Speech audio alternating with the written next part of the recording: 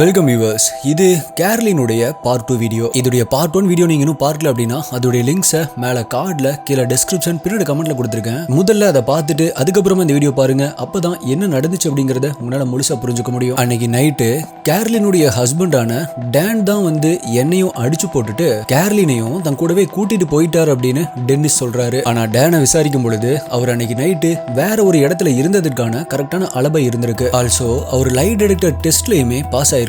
So killer யாரா இருப்பாங்க அப்படின்னு சொல்லிட்டு போன வீடியோல நான் கேட்டதுக்கு நம்ம SDI நிறைய பேரு பலவிதமான பல பாசிபிள் வேஸ்ல கமெண்ட் பண்ணிருந்தீங்க. ஒருவேளை டேன் ட்வின்ஸா இருக்கும், இல்ல அப்படின்னா கேர்லினுடைய எக்ஸ் ஹஸ்பண்டா இருக்கும், இல்ல அப்படின்னா அது டேனுடைய பிரதரா இருக்கும், இல்ல அப்படின்னா ஒருவேளை அது டென்னிஸாவே இருக்குமோ அப்படின்னு பல பாசிபிளான வேஸ எக்ஸலண்டா கண்டுபிடிச்சு சொல்லியிருந்தீங்க. உங்க எல்லாத்துக்குமே பாராட்டுக்கள். நீங்க கஸ் பண்ணதுல எது கரெக்டா இருக்கும் அப்படின்னு இந்த வீடியோவை பார்த்து தெரிஞ்சுக்கோங்க. இப்போ என்ன பண்றது அப்படின்னு தெரியாம முழிச்சிட்டு இருந்த போலீஸ்க்கு அவங்க எதிர்பார்க்காத ஒரு மிகப்பெரிய ட்விஸ்ட் காத்துட்டு இருந்துச்சு. ஒரு வாட்ச், ஒரு லெட்டர், ஒரு டிவி ஷோ எப்படி இந்த கேஸை சால்வ் பண்ணுச்சு அப்படிங்கறத பத்தி தான் இன்னைக்கு வீடியோல நம்ம டீகோட் பண்ண போறோம். நீங்க பார்த்துட்டு இருக்கிறது சரவணன் டீகோட்ஸ். நான் உங்கள் சரவணன். வாங்க இன்னைக்கு வீடியோக்குள்ள போலாம்.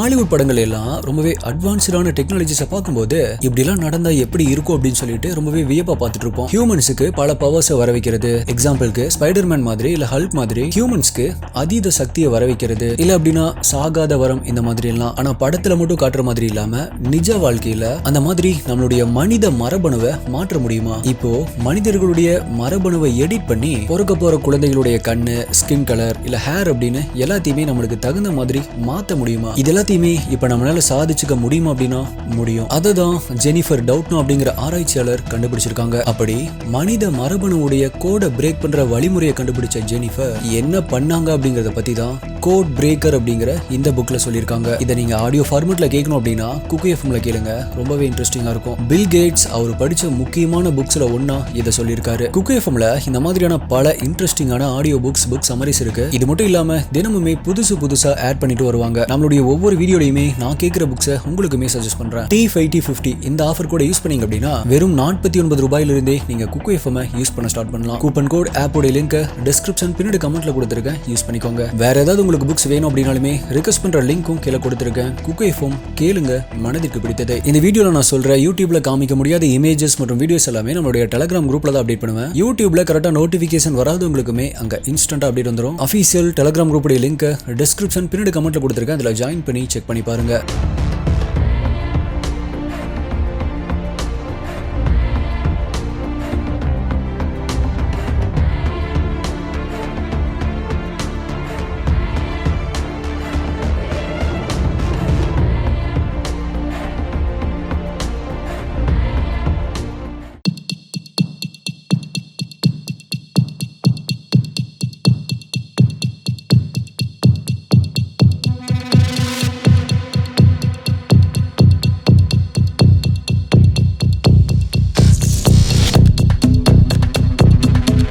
இன்வெஸ்டிகேட்டர்ஸ் முதல்ல என்ன பண்றாங்க அப்படின்னா, ஆனா டேன் அவர் எங்க இருந்தாரு அப்படிங்கிறதுக்கான அளவை ஈவன் லை டிடெக்டர்ல கூட பாஸ் ஆயிட்டாரு. இப்போ டென்னிஸ் சொல்றது உண்மைதானா அப்படிங்கறத கண்டுபிடிக்கிறதுக்காக டென்னிஸை பத்தி விசாரிக்க ஆரம்பிச்சாங்க. டென்னிஸோடைய பேக்ரவுண்டை செக் பண்ண ஆரம்பிக்கிறாங்க. அப்பதான் டென்னிஸ் ஏற்கனவே ஒரு குற்றவாளி அப்படிங்கறதும் 1982 அவருடைய தங்கச்சியவே கொலை பண்ணிட்டு ஜெயிலுக்கு போயிட்டு வந்த நபர் அப்படிங்கறதும் தெரிய வருது. அதற்காக 10 வருடங்கள் ஜெயில இருந்துட்டு இப்பதான் ஜெயில இருந்து பரோல்ல வெளியே வந்திருக்கான்.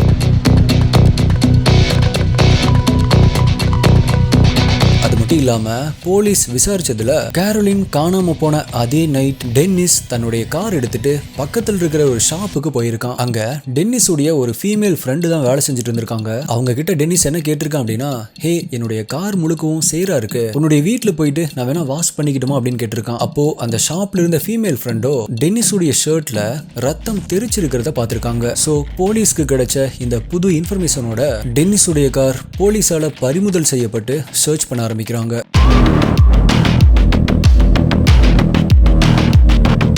ஆனா காருடைய உள்பக்கம் முழுவதுமே ரொம்பவே கிளீனா சுத்தம் செய்யப்பட்டிருந்துச்சு. டென்னிஸ் சொன்ன மாதிரி டென்னிஸும் கேர்லினும் இந்த காருக்குள்ள தான் இன்டிமேட்டா இருந்திருந்தாங்க அப்படின்னா அதற்கு ஆதாரமா எந்த ஒரு ஃபிங்கர் பிரிண்ட்டும் இல்ல, எந்த ஒரு ஹேரும் இல்ல, எந்த ஒரு சின்ன ஃபைபர்ஸோ அப்படின்னு எந்த எவிடன்ஸுமே இல்ல. ஆனா இன்வெஸ்டிகேட்டர்ஸ் அந்த காருடைய ஸ்டீரிங் வீல்ல ஒரு சின்ன புள்ளி மாதிரி அளவிலான பிளட் இருக்கிறத கண்டுபிடிக்கிறாங்க. அது மட்டும் இல்ல, காருடைய ஃப்ரண்ட் சைட் பேசஞ்சர் சீட் தீப்பிடிச்சு எரிஞ்சிருந்துச்சு. எதனால இது எரிஞ்சிருக்கு அப்படின்னு கேட்டப்ப அதுக்கு டென்னிஸ், இல்ல நான் சிகரெட் குடிச்சிட்டு தெரியாம அப்படியே இந்த சீட் மேல வச்சுட்டேன், அது அப்படியே தீ பிடிச்சிருச்சு, அதுக்கப்புறமா நான் தான் அணைச்சிட்டேன் அப்படின்னு சொல்லியிருக்கான். இந்த பதில கேட்டு சந்தேகம் அடைஞ்ச இன்வெஸ்டிகேட்டர்ஸ் உடனே டென்னிஸ் கையில கட்டியிருந்த வாட்சையும் வாங்கிக்கிறாங்க. அந்த வாட்சை ஃபாரன்சிக் லேப்ல வச்சு ஆராய்ச்சி பண்ணும் பொழுது அதுல இருக்க ஒரு ஹோல்ல ஒரு சின்ன பிளட் ஸ்பாட் இருக்கிறத கண்டுபிடிக்கிறாங்க.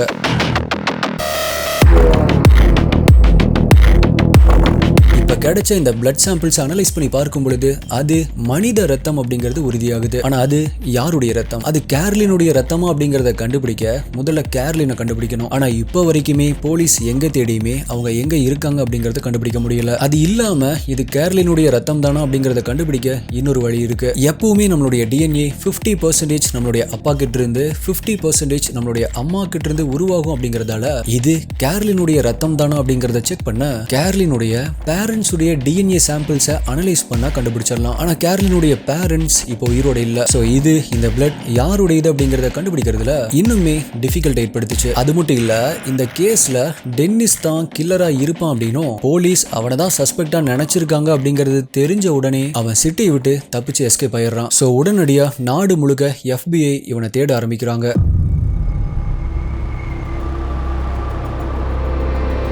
ஒரு பக்கம் FBI அவனை தேடிட்டு இருக்கும் பொழுது இன்னொரு பக்கம் ஃபாரன்சிக் டீம் அவனுடைய காரை இன்னுமே ஆராய்ச்சி பண்ண ஆரம்பிச்சாங்க. அப்பதான் காருடைய எரிஞ்சிருந்த சீட்ல ஹைட்ரோ கார்பன்ஸ் இருக்கிறத பாக்குறாங்க. இந்த ஹைட்ரோ கார்பன்ஸ் எப்படி வரும் அப்படின்னா, நம்ம தீ பத்த வைக்கணும் அப்படின்னு தீ பிடிப்பதற்கான லிக்விட்டை ஊத்தி பத்த வைக்கும் பொழுதுதான் இந்த ஹைட்ரோ கார்பன்ஸ் உருவாகும். சோ டென்னிஸ் சொன்ன மாதிரி அது சிகரெட்டால பிடிச்ச தீ கிடையாது, வேணும் அப்படின்னே அந்த தீ பற்ற வைக்கப்பட்டிருக்கு. அது மட்டும் இல்ல, இன்வெஸ்டிகேட்டர்ஸ் அவங்களே ஒரு பத்த வச்ச சிகரெட்டை வச்சு டென்னிஸ் சொன்ன மாதிரி காருடைய சீட்ல பல கோணங்கள்ல பல இடத்துல அந்த சிகரெட்டை வச்சு பாக்குறாங்க, அந்த சீட்ல வச்சு பாக்குறாங்க. ஆனா ரொம்ப நேரம் ஆகியுமே தீ பிடிக்கவே இல்லை. சோ அது எல்லாமே பொய் அப்படிங்கிறது தெரிய வருது. அது எல்லாமே ஓகே, ஆனா இப்ப கிடைச்ச அந்த பிளட் கேர்லினுடைய தானா அப்படிங்கறத எப்படி கன்ஃபார்ம் பண்றது? இன்வெஸ்டிகேட்டர்ஸ் அதற்கும் ஒரு வழியை கண்டுபிடிச்சாங்க.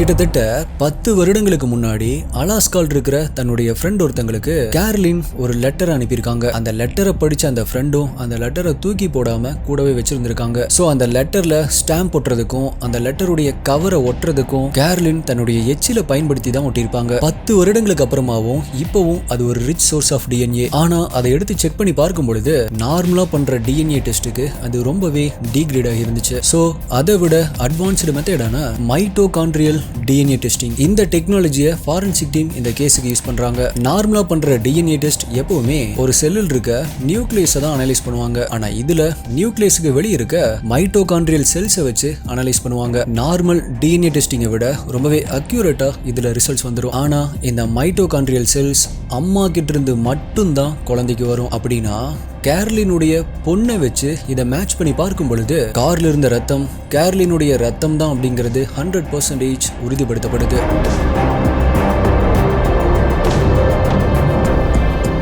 இப்போ கேர்லின் காணாம போய் கிட்டத்தட்ட 1 வருடமாக இருந்துச்சு. இந்த 1 வருடமாவே டென்னிஸ் போலீஸ் கிட்ட சிக்காம வேற வேற இடங்களுக்கு தப்பிச்சு போயிட்டு இருந்திருக்கான். அப்பதான் அமெரிக்காவுடைய ரொம்பவே ஃபேமஸான ஒரு டிவி ஷோ, என்னுடைய ஃபேமஸான ஒரு டிவி ஷோவும் கூட, அன்சால்வ்டு மிஸ்ட்ரிஸ் அப்படிங்கிற டிவி ஷோல கேர்லினுடைய கேஸ் ஒரு எபிசோட்ல போடப்படுது.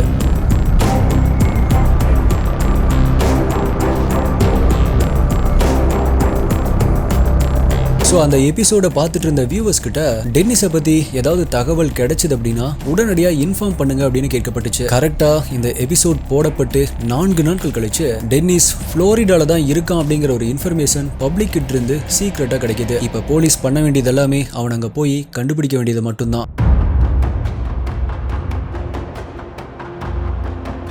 கேரலின் காணாம போய் கிட்டத்தட்ட 15 மாதங்கள் கழிச்சு FBI புளோரிடால எல்லா இடங்களையுமே தேடிட்டு இருக்கும் பொழுது ரோட்ல எதர்ச்சியா ஒரு காரை செக் பண்ணிட்டு இருக்காங்க. அது திருட்டு போன வண்டியா அப்படின்னு செக் பண்ணிட்டு இருக்கும் பொழுது அந்த வண்டியை ஓட்டிட்டு வந்தது, அந்த கார்ல இருந்தது டென்னிஸ் ஸ்மித். உடனடியா டென்னிஸ் அங்கிருந்து தப்பிச்சு ஓட முயற்சி பண்ணிருக்கான். ஆனா போலீஸ் அவனை ஷூட் பண்ணி பிடிக்கிறாங்க. அங்கிருந்து கலிபோர்னியாக்கு கூட்டிட்டு வந்து கோர்ட்ல ப்ரொடியூஸ் பண்றாங்க. ஆனா கோர்ட்ல அப்பவுமே அவன் ஒத்துக்கவே இல்லை. அன்னைக்கு நைட்டு கேரலினுடைய ஹஸ்பண்ட் டேன் தான் அங்க வந்திருந்தான். என்ன அடிச்சுட்டு அவன் தான் கேரலினை கூட்டிட்டு போனான் அப்படின்னு அப்ப சொன்ன ஸ்டேட்மெண்ட்லயே தான் இப்பவும் இருந்தான்.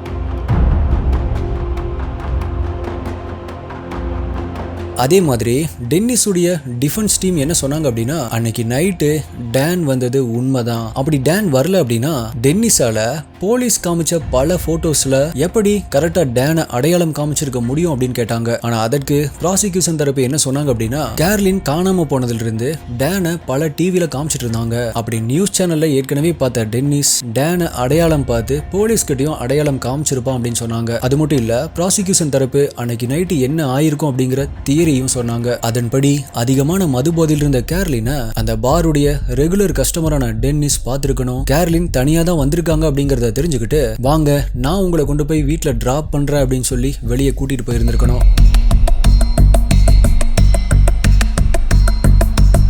அதுக்கப்புறமா காரை ஆள் நடமாட்டம் இல்லாத ஒரு காட்டு பகுதிக்கு எடுத்துட்டு போயிட்டு கேர்லினை ரேப் பண்ண ட்ரை பண்ணிருக்கணும். அப்பதான் ஹெல்ப் ஹெல்ப் அப்படின்னு சொல்லிட்டு கேர்லின் சத்தம் போட்டிருக்கணும். இந்த சத்தம் தான் அங்க பக்கத்துல சுத்தி இருந்த ஏதோ ஒரு வீட்டுக்கு கேட்டிருக்கு. அவங்க தான் போலீஸ்க்கும் கால் பண்ணிருக்காங்க. கேர்லின் இப்படி சத்தம் போட்டு டென்னிஸை எதிர்த்து சண்டை போட்டதுல டென்னிஸ் அவங்கள கொலை பண்ணிருக்கணும். அதுலதான் கேர்லினுடைய ரத்தம் ஸ்டீரிங் வீல்ல, டென்னிஸுடைய வாட்ச்ல, அந்த காருடைய ஃப்ரண்ட் சீட்ல அப்படின்னு ஆயிருந்திருக்கு. கார்ல மற்ற இடங்கள்ல ஆன பிளட் எல்லாத்தையுமே டிடர்ஜென்ட்டை வச்சு கிளீன் பண்ணிருக்கான். ஆனா காருடைய சீட்லான ரத்தத்தை அவனால கிளீன் பண்ண முடியல. சோ இதுக்கு ஒரு பக்காவான பிளான போட்டாவன் அதை பெட்ரோல் ஊத்தி எரிச்சிட்டு சிகரெட்டால அது எரிஞ்சு போயிருச்சு அப்படின்னு சொல்லி இருக்கணும். அது மட்டும் இல்ல கேர்லினுடைய உடலை அங்க இருக்கிற காட்டு பகுதியில எங்கேயோ தான் புதைச்சு வச்சிருக்கான், மறைச்சு வச்சிருக்கான் அப்படின்னு சொன்னாங்க.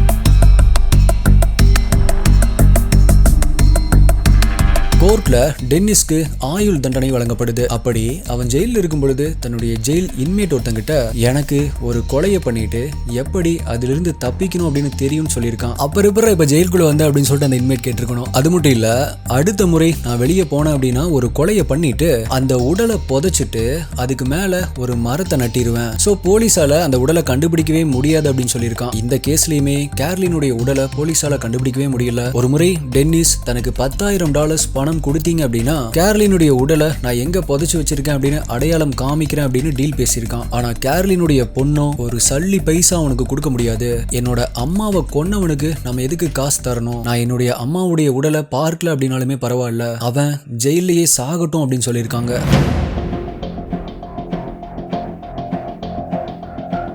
என்னதான் டென்னிஸ் தான் பண்ண கொலையை மறைக்க பல பக்காவான திட்டங்கள் போட்டு கேர்லினுடைய ஹஸ்பண்ட் டேனை மாட்டி விட ட்ரை பண்ணி காரை ஃபுல்லாவே பிளான் பண்ணி பயங்கரமா ஸ்கெட்ச போட்டிருந்தாலுமே அவனுக்கே தெரியாம ஒரு சின்ன தடயத்தை விட்டுருக்கான். அந்த சின்ன தடயம் தான் இன்வெஸ்டிகேட்டர்ஸ் மற்றும் ஃபாரன்சிக் டீமுக்கு ஒரு மிகப்பெரிய எவிடன்ஸ் அமைஞ்சிருக்கு. இந்த மாதிரியான ஃபாரன்சிக் டீம் மற்றும் இன்வெஸ்டிகேஷன் ஆபீசர்ஸ் இருக்கிற வரைக்குமே குற்றம் செஞ்சவங்க கண்டிப்பா தண்டனையை அனுபவிச்சே தான் ஆகணும். கொலையை பண்ணிட்டு அப்படி ஈஸியாலாம் தப்பிச்சு போயிட முடியாது.